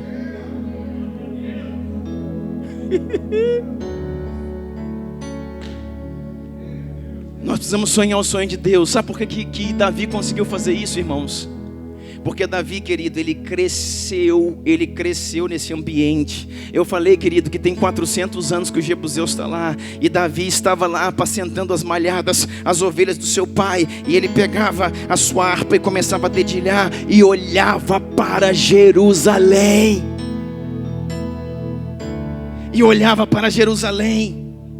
E ele sonhava o sonho de Deus. Ele dizia, como é possível? 400 anos se passaram, gerações se passaram. Passaram os bisnetos, passaram os bisavós, os avós, os pais. É a minha geração agora. E aquilo que Deus mandou fazer até hoje não foi feito. Davi cresceu olhando aquilo, irmão. Davi cresceu olhando a muralha, a fortaleza, os soldados que caminhavam em cima da fortaleza, guardando a fortaleza. E Davi, irmãos, sabe, manejando ali a sua funda. Ele começou, já falei para você, matando um coelho. Depois ele matou uma raposa. Quem falou isso, pastor? É lógico, irmão. Ou você acha que alguém com uma funda, irmão, mata um urso de uma vez? Que alguém com uma pedra mata um leão? Processos na vida de todo homem. Quer começar, irmãos, calma, vai com calma, começa pequeno. E nesses processos, Davi já estava dizendo, eu não estou treinando, somente para proteger as minhas ovelhas. Ele olhava e a boca dele espumava, salivava, os olhos dele brilhavam. Um dia Deus me dará condições de adentrar aquele lugar. E aqui eu estou treinando para ser a resposta do sonho de Deus. É por isso que o Senhor já conhecia Davi. Ou você acha, irmãos, que Deus olhou para Davi? Davi é bonito, Davi ele toca uma harpa, cuida bem das ovelhas, eu vou fazer ele rei. É propósito, querido. Não sei se já te falaram isso, eu estou dizendo agora. O homem era louco. Davi tinha lá 17, 18 anos, olha lá, a fortaleza, eu vou lá, um dia eu entro lá, Deus vai me levar, eu vou conseguir. Mas nem soldado eu sou, nem do exército de Israel eu sou, mas daqui mesmo eu dou um jeito. E pegou uma funda, e pegou uma pedra. Todo dia ele treinava nas árvores, ele treinava nas latas que ele colocava lá, ele treinava nos pequenos animais. E ele venceu um coelho, e venceu, sabe, uma raposa, e venceu um leão, e venceu um urso. E ele olhava para aquela fortaleza e diz, o sonho de Deus é tomar aquele lugar. Deus me deixa ir lá, Deus me usa. E o Senhor falou, ninguém quer ir lá. Você quer? Eu levo você. Ninguém tem coragem. Você tem? Eu levo você. E o Senhor olha para ele e fala: encontrei a Davi, o meu servo, homem que vai cumprir o meu propósito. Homem que não vai ser como Saul, que vai entrar para fazer o seu próprio reinado, mas ele vai entrar para cumprir o meu propósito. Ele começou a olhar para aquilo e ele pensava, e ele sonhava, e Deus está abençoando, e Deus está fazendo. Sabe o que Deus começa a falar para ele? Davi, eu te faço chegar lá, você vai chegar. Deixa eu começar a falar uma coisa para você, Davi. Aquele lugar é o coração do reino. Quando você tomar aquele lugar, Davi parava, irmãos, e ficava orando, dizendo: Senhor, os meus antepassados me disseram, meus pais me ensinaram. Senhor, sabe qual que é o segundo ponto de Davi, irmãos? Para a gente adentrar: primeiro, sonhar os sonhos de Deus. Segundo, se aborrecer com aquilo que Deus se aborrece. Não adianta, irmãos, eu me aborrecer com aquilo que vem contra mim. Eu tenho que me aborrecer com aquilo que Deus aborrece. Aquilo que aborrece a Deus tem que aborrecer a minha vida também. Aquilo que aborrece a Deus tem que aborrecer a minha vida também. Sabe qual que é o segundo ponto, irmãos? Indignação. Eu tenho que estar indignado com aquilo que aborrece a Deus. Sabe como Davi orava, dizendo assim: Senhor, a arca da aliança, a arca do testemunho, a arca produzida no deserto, a arca que nossos pais nos contaram, nossos avós, a arca que passou pelos mares, que passou pelo rio, a arca que estava no Santo dos Santos, a arca não está aqui. Davi falava: Senhor, eu sou só um homem, eu sou um pastor de ovelha, sozinho eu não consigo, sozinho eu não posso buscar essa arca, eu não tenho autoridade nenhuma, eu não governo nem meia dúzia de pastores. Mas Senhor, o desejo do meu coração e da minha vida são dois: tirar esses benditos jebuseus, ou melhor, esses malditos jebuseus, do lugar onde o Senhor falou que eles nunca deveriam estar, e de trazer de volta a tua presença, Senhor. E Deus falou: pô, esse cara é doido. Esse cara quer tudo que ninguém quer. A arca estava na casa de Abinadab, em Kiriat Jearim, irmãos, há mais de 40 anos. A Bíblia fala: em todo o reinado de Saul, não nos preocupamos com ela. Sabe o que isso diz de uma igreja que não se preocupa com a presença? Vamos fazer mais um seminário, mais um encontro, mais um jantar, mais uma festa, mais um clube, mas a presença depois Deus traz. Vamos fazer mais um movimento e mais uma coisa. Irmãos, assim estava a igreja, ou seja, Israel no tempo de Saul, ativista, fazendo muitas coisas, aparecendo muito e crescendo pouco. A Bíblia diz com essas palavras: durante todo o reinado de Saul, nós não nos preocupamos com a presença, com a arca. E o Davi está lá chorando, e por isso, irmãos, só por isso que ele é o rei. Ou você acha que o Senhor trouxe Davi como rei e depois colocou tudo isso no coração dele? Não. Sabe quando você vai ser rei? Quando o seu coração for de um rei que luta pelo reino.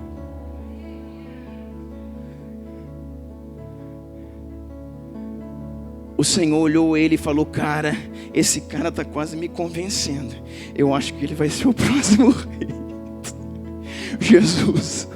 Deus olhou para ele e falou: olha, esse Davi, ele é pequeno, ele é raquítico, ele é magrelo, ele é ruivo, tem sarda, meio doido, parece um pouco desajuizado, tem uma funda no pescoço. E o Senhor falou: mas eu acho que ele vai ser o rei, porque ele tem o coração que eu preciso, porque ele sonha os meus sonhos e aborrece aquilo que eu estou aborrecido. Você está entendendo? Nós precisamos aborrecer aquilo que o Senhor aborrece.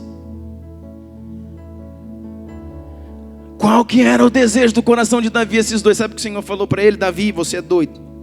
E Davi, você luta. Davi, você é exímio. Davi, você vai ser um grande soldado. Pensa em alguém que lutava, irmãos. Davi e Josué, pela história, não da Bíblia, mas pela história da secular, estão como um dos maiores guerreiros que o mundo já viu. O Senhor falou: eu te dou habilidade, Davi. Aí Davi começou a rodar aquela funda, e agora era diferente. E derrubava. E o coelho, irmão, está lá a 2 km de distância. E Davi falou: meu Deus, tem algo diferente nessa funda e nessas pedras. Aí veio o leão e veio o urso, e eles...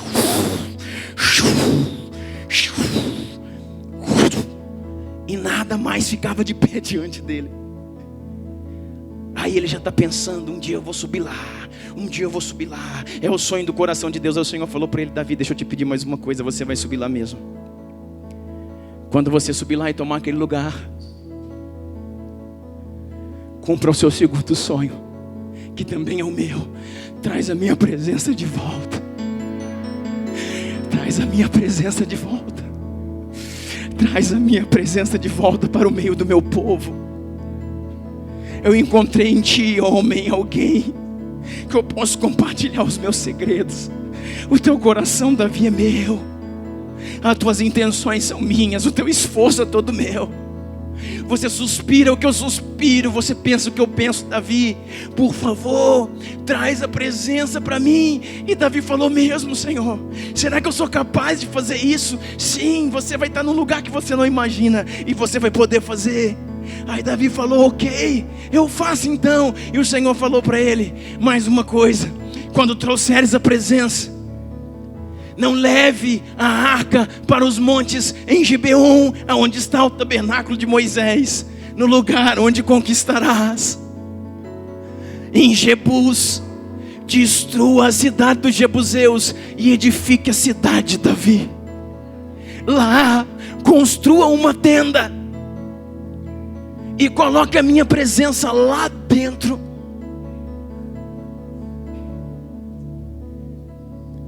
Sabe o que está acontecendo aqui, irmãos?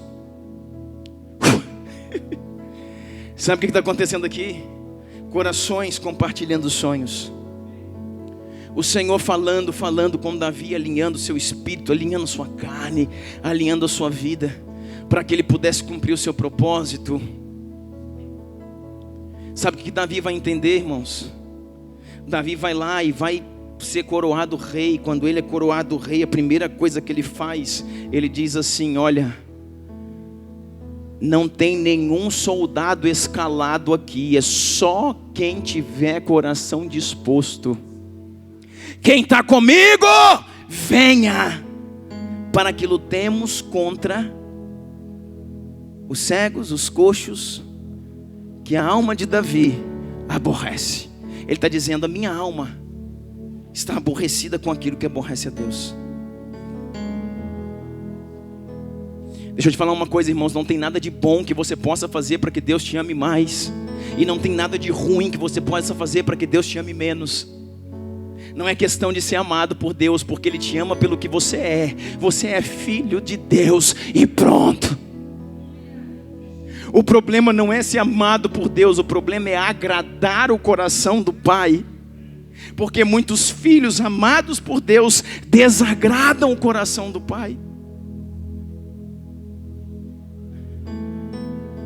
Sabe o que Davi está fazendo, irmãos? Davi está criando novamente um ambiente no Espírito. Sabe o que eu quero que você entenda aqui, irmãos? Nós não podemos trazer a presença de Deus genuinamente para uma fortaleza tomada, contaminada. Não tem como trazer a arca de Kiriat Jearim sem antes desapossar os jebuseus da fortaleza de Jerusalém.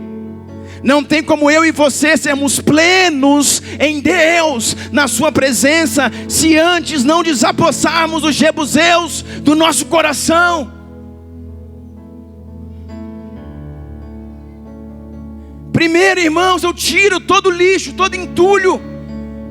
Eu pego a minha fortaleza, a minha Jerusalém, o meu coração, e removo dali os inimigos de Deus. E depois a presença pode ser trazida. A síndrome, anote, a síndrome de Jebus, vê agora. A síndrome de Jebus. A síndrome de Jebus impede o instaurar da presença.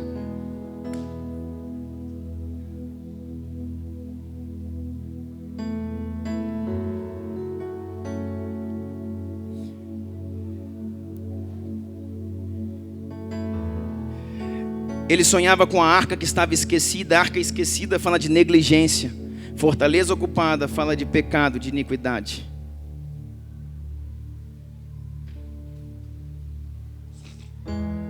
Pega aqui, irmãos. Pega isso no seu espírito. Quantos de nós, querido, temos no nosso coração? Olha aqui, de verdade, irmãos, eu estou terminando. Eu quero que você não se perca. Deixa eu falar uma coisa para você.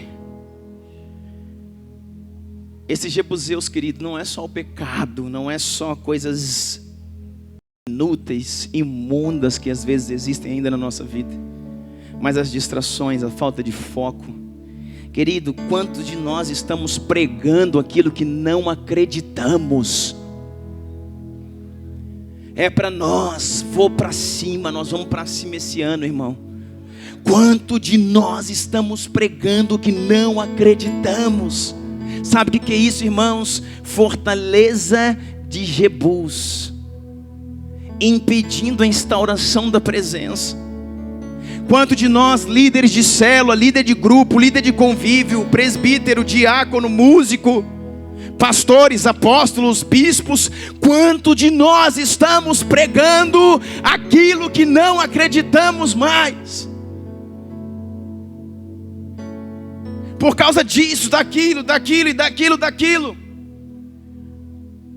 Quanto de nós estamos presos a métodos, a estratégias de crescimento que nós não acreditamos mais?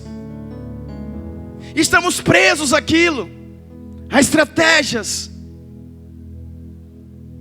a apostilas, a coisa que nós não acreditamos mais. Deu, chega. Eu não consigo viver mais nisso aqui, porque esse entendimento já era, já foi, funcionou um tempo, não funciona mais. E isso tem sido para mim, sabe o quê? Um aguilhão nas minhas costas, uma farpa nos meus olhos.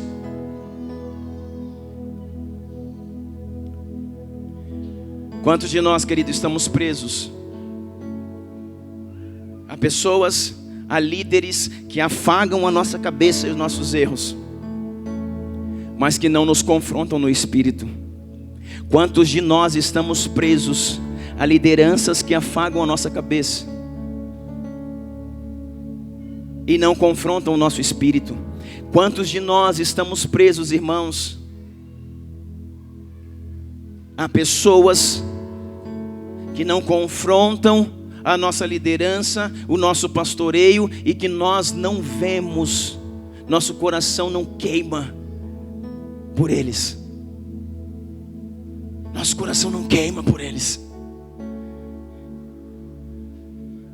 Deus está levantando, irmãos, um remanescente de pastores, de líderes, que caminham, querido, com pessoas que você vê a sua vida, irmãos, quando essa pessoa fala, o seu coração queima. Você precisa queimar, irmãos, naquilo que você está fazendo, naquilo que você está vivendo, naquilo que você está estabelecendo.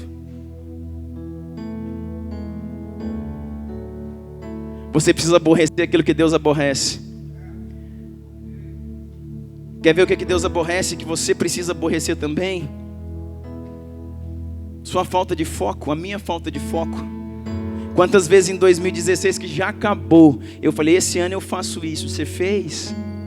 Não estou falando nem de coisas de pecado agora.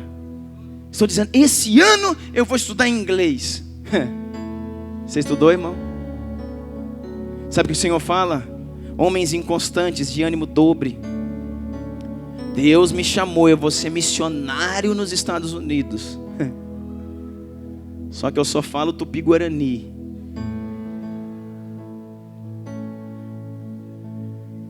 Se Deus falou que você vai ser missionário e é nos Estados Unidos, aprenda a falar inglês. Faça aquilo com excelência. Não, aí Deus vai fazer. Deus vai fazer nada, irmão. Larga de ser sem vergonha e malandro. Vai fazer o que é a sua parte. Deus me falou que eu vou ser missionário na China, então aprenda chinês. Na Coreia, então fale coreano. Eu vou para a África, então, irmãos, aprenda dialetos. Ficou pior ainda.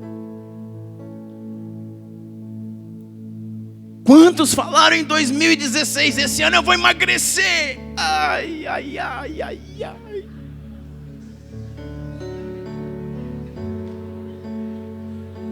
Esse ano eu vou emagrecer.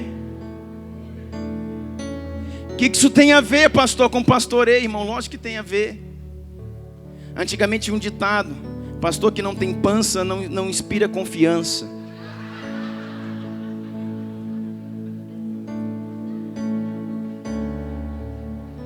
Ainda bem que quebraram isso, irmão, eu estou fora. Ou pelo menos estou lutando para dar. Estou lutando para dar. As roupas largas escondem as deformidades. Sabe por quê, irmão? O que tem a ver isso, irmãos? O seu corpo, sabe o que tem a ver?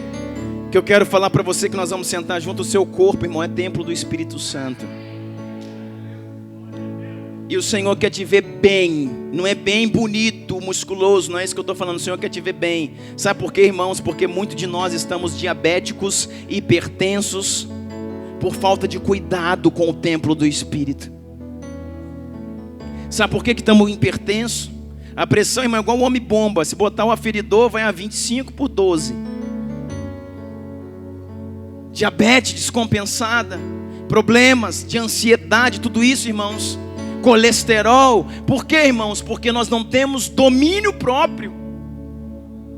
E isso, irmãos, é síndrome de Jebus, aquilo que habita com você e que você não sai disso. Você não nasceu hipertenso, você não nasceu, irmãos, diabético, você não nasceu com colesterol. Rompa isso em nome de Jesus. Fala: Deus, eu vou para cima. Eu posso emagrecer, eu posso ter saúde, eu posso ter boa vida. Vai para academia, irmão, vai fazer caminhada. Se alimente bem. O problema, querido, nos ossos, nas articulações, estão roubando a sua qualidade de vida. Por quê? Porque 2016 você falou: esse ano eu vou emagrecer. Acabou o ano mais gordo que começou.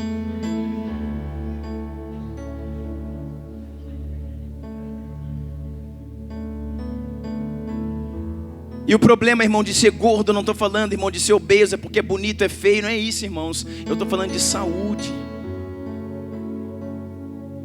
Eu estou falando de saúde. Quantos de nós, querido, passamos o ano de 2016 e falou: esse ano eu vou ser um marido melhor. Eu preciso ser um marido melhor. A minha esposa não merece as minhas grosserias. A minha esposa não merece as minhas ausências. A minha esposa não merece o homem que eu tenho me tornado. E sabe por que eu tenho me tornado? Muitas vezes nós pensamos: porque agora eu estou envolvido com Deus. Deus te faz uma pessoa melhor e não pior.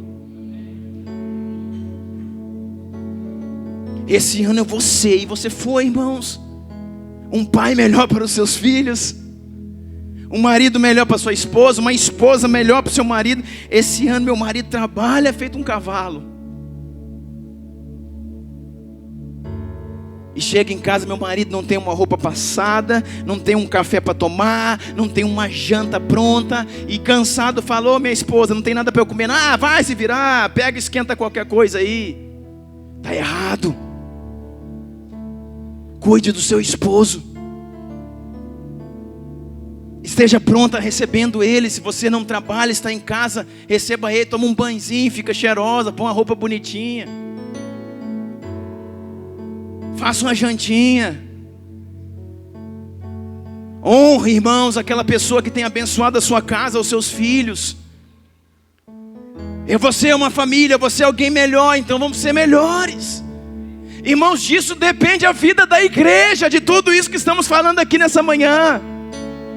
Eu vou ter mais tempo com meu filho, porque meu filho está crescendo, ele já é um adolescente. Minha filha já é uma adolescente. Eu perdi a infância deles, atarefado com tantas coisas.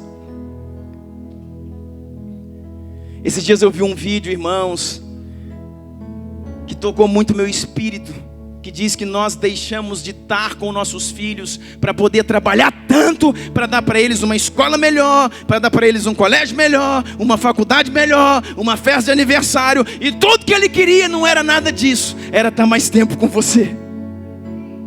E o que vai ficar para a lembrança dele é o momento que ele passou com você, no parque, caminhando na rua, chutando bola no meio-fio, e tudo isso é de graça, irmão.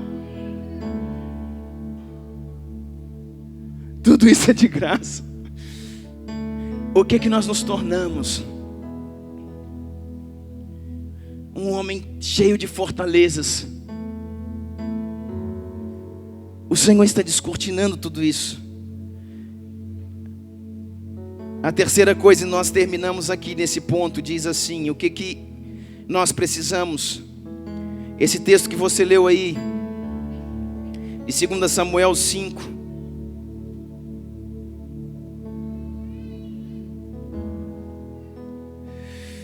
Meu Deus, diz assim a palavra, irmãos. 2 Samuel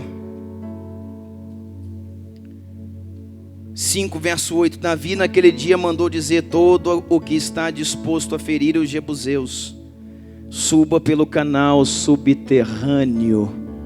Olha para mim, nós vamos orar. Diga assim: o que eu preciso é ser cirúrgico em uma estratégia. Davi, durante toda a sua vida, sonhou o que Deus sonhava. Ele aborreceu o que Deus aborrecia. Sabe o que acontece? Nesse momento agora que ele se tornou rei de todo Israel e ele parte para a guerra, ele precisava de uma coisa que só podia vir do Senhor: uma estratégia. E se você não tiver essa estratégia, irmãos, já era.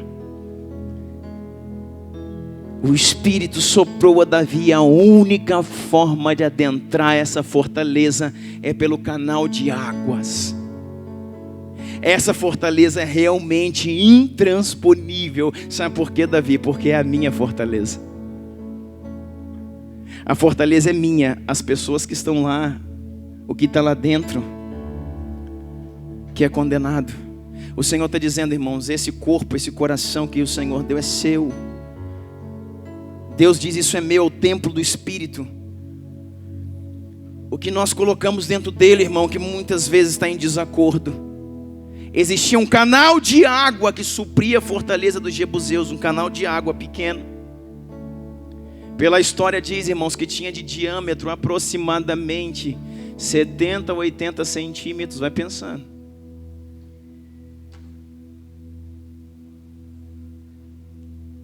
Em algumas partes do seu trecho, em outras eram mais largas, chegava a 1,20 m.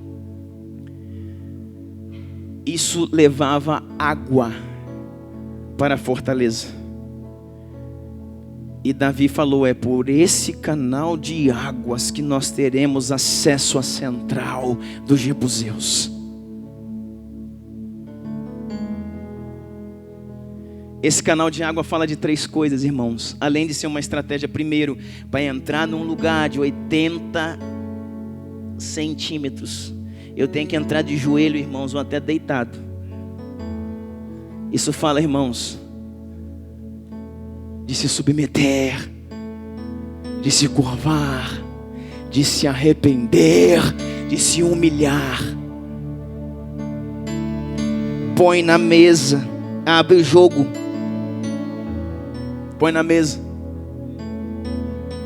Sabe o que está acontecendo? Canal era de quê? De águas. Águas fala de 2 coisas, irmãos. João 7 diz: aquele que crê em mim, do seu interior fluirão rios de águas vivas. E isso fala, João 7 fala do Espírito Santo que estaria por vir. O canal de água, irmãos, a estratégia é: se submeta ao Espírito, águas. E a Bíblia também fala: vós já estáis limpos pela palavra que vos tenho Águas, irmãos, fala do Espírito e águas falam da palavra. A estratégia que você tem para adentrar a fortaleza dos jebuseus e destronar esse espírito, o Espírito e a palavra. Canais de águas, aonde você pode entrar. Deixa eu te falar uma coisa nessa manhã. Até esse homem, com toda essa estratégia, ele vai entrar por esse canal e ele vai chegar onde ele precisa chegar. Ele vai desapossar os jebuseus, vai estabelecer ali a fortaleza, cidade de Davi. Ali se tornou Jerusalém. Ali foi colocado a tenda. Ali foi trazido a arca. Esse homem, irmãos, o homem, olha aqui, o homem segundo o coração de Deus. Em um tempo da sua vida, ele conseguiu vencer os jebuseus. Em um tempo da sua vida, ele venceu os filisteus. Em um tempo da sua vida, ele venceu Golias de Gate, o gigante. Mas em um tempo da sua vida, os jebuseus o venceram. Um espírito de jebuseu chamado Betseba. O processo Betseba, a ação Betseba, num determinado momento, culminou em tomar a sua fortaleza, a fortaleza de Davi. E se tornou na sua vida um espinho, um aguilhão nas virilhas e umas farpas nos olhos. Sabe onde termina, irmãos? Dizendo que um turbilhão de coisas foi desatada sobre a vida de Davi. Por quê? Porque agora ele estava com um espinho, um aguilhão na virilha e farpas nos olhos. Por quê? Porque a sua fortaleza, a sua Jerusalém, o seu coração foi tomado pelos jebuseus. O caso da Lila, irmãos, jogou o grande rei na lona. Sabe o que eu quero dizer para você? A vida de Davi passou por um processo. Lembra que eu falei o que é um processo de libertação? Ah, diabo, diabo, diabo, irmão, te aquieta. Para de ser menino. Sabe o que é um processo de libertação? Um processo que me faz vencer o diabo, mas principalmente vencer a mim mesmo e ser vencido por Deus. O Davi entrou nesse processo. E esse processo, irmão, segundo a história, durou de 8 a 12 anos. Vamos jogar por média 10 anos. Em 10 anos ele passou pelo pior tempo da sua história. Davi teve problemas em todos os níveis que você pensar. Mas a cada dia que ele acordou, irmãos, não foi um processo de uma semana, nem de um ano, foram 10 anos. A cada dia que ele acordou, ele falou: como o Senhor me deu forças para tirar os jebuseus de Jerusalém, me dê forças para tirar os jebuseus do meu coração. Davi trouxe para a mesa e falou: eu me arrependo. Eu me arrependo. Eu fiz, eu falhei, eu pequei, eu errei, eu prostituí, eu defraudei, eu matei. Um dos meus melhores amigos está na mesa. E cada dia que ele acordava, ele lembrava que um dia como moço, ele olhava para a fortaleza, a boca dele salivava, seus olhos brilhavam de vontade. Eu preciso tirar os jebuseus de Jerusalém, porque essa é a vontade de Deus. Agora, cada dia que ele acorda como homem, ele lembra: eu preciso tirar os jebuseus do meu coração, porque essa é a vontade de Deus. E é mais difícil eu tirar os jebuseus do meu coração do que tirá-los de Jerusalém. É mais difícil as guerras internas do que guerras externas. Lá eu tinha um exército, aqui eu estou só. Lá envolvia luta, aqui envolve vergonha, caráter, posicionamento, arrependimento genuíno. E a cada dia que ele levantava, ele dizia: Deus, a tua vontade é que os jebuseus têm que sair do meu coração. Me perdoe, eu me arrependo. 10 anos, irmãos, ele lutou com a sua luta interna, até que acabaram os 10 anos, e no processo de libertação, ele foi vencedor. A vida de Davi, irmãos, não foi para sempre uma desgraça, como foram durante 10 anos. Que isso, pastor? Isso, irmão, desgraça. Durante 10 anos, querido, filhos morreram, filha foi estrupada, mulheres, bagunça, traição, tudo que você pensa. Sabe o que acontece? 10 anos, acabou o processo. Ele venceu o diabo, ele venceu ele mesmo e foi vencido pelo Senhor. E depois de 10 anos, as coisas começam a entrar no lugar. Ele começa a ser levantado novamente como rei. Sua família está estabilizada. Seus recursos começam a entrar no lugar. A unção de Deus vem sobre ele novamente. Ele volta a ser o grande legislador, o grande rei. Ele retoma diante do povo. Sabe por quê, irmãos? Ele foi o único, primeiro rei que conseguiu unificar todas as tribos e conseguiu anexar todos os territórios que eram de Israel. Nunca alguém havia feito isso. Quando ele toma, ele anexa todos os territórios, toda a terra de Canaã, e quando ele entrega, olha a excelência, quando no final da sua vida ele passa o bastão para Salomão, diz a palavra de Deus que havia paz em Jerusalém, que havia paz em Israel, porque nenhum só inimigo estava de pé. Diz que não existia nenhum povo, que não tinha sido subjugado pela ação do grande rei Davi. E ele acaba os seus dias em boa velhice, e ele acaba os seus dias escrevendo um salmo dizendo assim: feliz, bem-aventurado é o homem a quem Deus corrige. Salmos.